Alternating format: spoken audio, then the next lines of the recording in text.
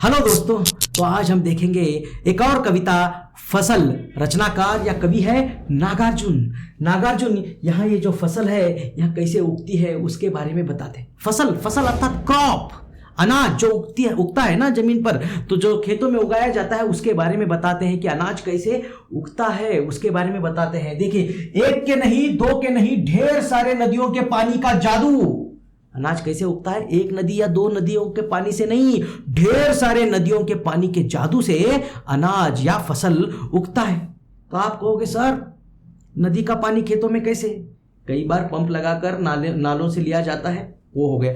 दूसरा, यही तो पानी, नदियों का पानी तो भाप बनकर उड़कर बादलों में जाकर फिर बादलों के द्वारा बरसकर जमीन पर आता है। तो एक के नहीं, दो के नहीं, ढेर सारी नदियों के पानी का क्या है? जादू है ये फसल। और आगे कवि कहते हैं एक के नहीं, दो के नहीं, लाख लाख, लाख लाख, कोटि कोटि, करोड़ करोड़ हाथों के स्पर्श की गरिमा है। हाथों की स्पर्श कौन कौन करता है? यहां पर फसल कौन उगाता है? हाँ, ये किसान। एक किसान नहीं, दो किसान नहीं, लाख लाख, कोटि कोटि हाथों के स्पर्श। स्पर्श अर्थात छूना। तो ये बीजों को छूकर जमीन में उन्हें बोकर उनकी सिंचाई कर कर तब जाकर कई महीनों के बाद फसल उगता है। तो उनके स्पर्श की गरिमा, गरिमा अर्थात महत्वता, गुरुत्व, गौरव, उनके गौरव के वजह से हमें फसल मिलता है। इस तरह कवि बता रहे हैं। आगे देखिए, एक की नहीं, दो की नहीं, हजार हजार खेतों की मिट्टी का गुणधर्म।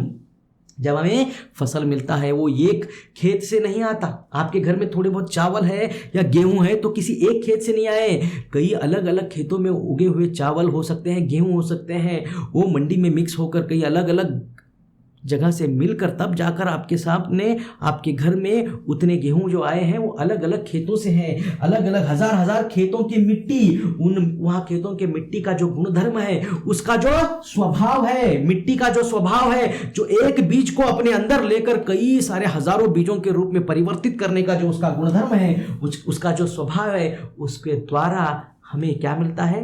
अनाज मिलता है, फसल मिलता है। इस तरह कवि यहाँ बता रहे हैं।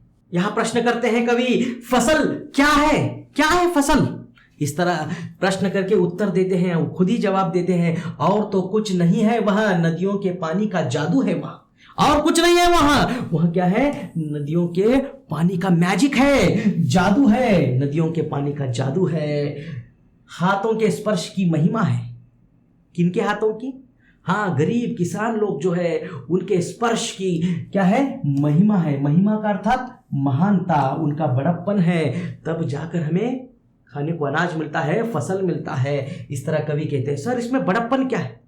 सोचिए, आप कहते हैं सर 40 रुपए देकर हम अनाज लेते हैं, मतलब आप गेहूं ले रहे हो, 100 रुपए 80 रुपए देकर आप चावल ले रहे हो, आप ऐसा कहोगे, पैसे दे रहे हैं ना सर आप सोचिए सारे के सारे किसान कहें कि हम बिल्कुल अनाज नहीं उगाएंगे, फसल नहीं उगाएंगे, तब आप 1 करोड़ रुपए भी दोगे तो भी आपको एक दाना अनाज नहीं मिलेगा। इसीलिए अनाज की या फसल की महत्वता को जानना चाहिए और साथ साथ किसानों की मेहनत को पहचानना चाहिए कि किसान कितना मेहनत करता है।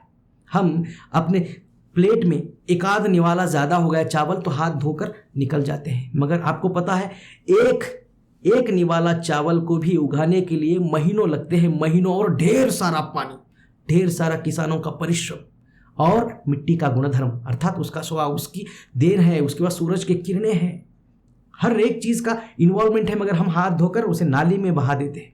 तो इसलिए सोचना चाहिए। तो कवि यहाँ कहते हैं, देखिए हाथों के स्पर्श की महिमा है। किनका बड़प्पन है, किसकी महिमा है? यहाँ पर ये किसान जो है इनके स्पर्श की महिमा है, इनका बड़प्पन है, इनकी महानता है। भूरी, काली, संदली मिट्टी का गुणधर्म है। देखिए अलग अलग तरह की मिट्टी होती है। मैं कर्नाटक से हूँ, यहाँ पर नॉर्थ कर्नाटक में बीदर कहकर आता है, यहाँ पर लाल मिट्टी है, यहीं से 100 किलोमीटर आगे जाएंगे तो सफ़ेद मिट्टी है, कहीं पर और एक जगह पर क्या होती है? काली मिट्टी होती है, तो कहीं और जगह पर भूरी मिट्टी होती है। तो कवि यही कहते हैं भूरा रंग, देखिए मैंने लिखा भी उसी कलर में, तो भूरा रंग, शायद आपको दिख रहा है कि नहीं वीडियो में, भूरी रंग, रंग, काले रंग, संदली, संदली अर्थात थोड़ी थोड़ी पीली या व्हाइटिश में आती है, संदली मिट्टी का गुणधर्म है। तो ये मिट्टी का स्वभाव है, उससे फसल उगता है।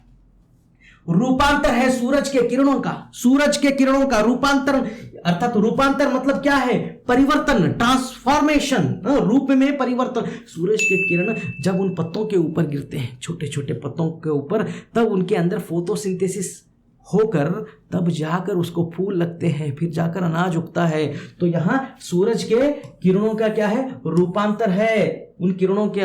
और सिमटा हुआ संकोच है हवा के थिरकन का, हवा का थिरकन का। हवा जो बह रही है वह भी फसल उगाने में अपना महत्व देती है, अपना योगदान देती है। वो थिरकन अर्थात अंग मटकाना। हवा क्या चुप आती है? हवा ऐसे लहराते हुए आती है ना।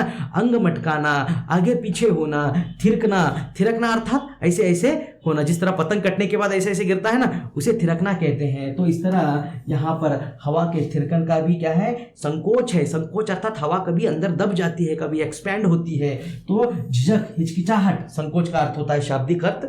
तो सिमटा हुआ संकोच है हवा के थिरकन का, तब जाकर हमें अनाज मिलता है। इस तरह कवि फसल के महत्व के बारे में बता रहे हैं। वीडियो अच्छा लगा तो आपको पता है क्या करना है। हाँ, सब्सक्राइब की बात नहीं कर रहा, एक कमेंट बहुत ज़रूरी है। और आपको अच्छा लगा तो ही आपके फ्रेंड्स को शेयर करना है, और हो सके तो एक आधा लाइक ज़रूर कीजिए। Bye bye.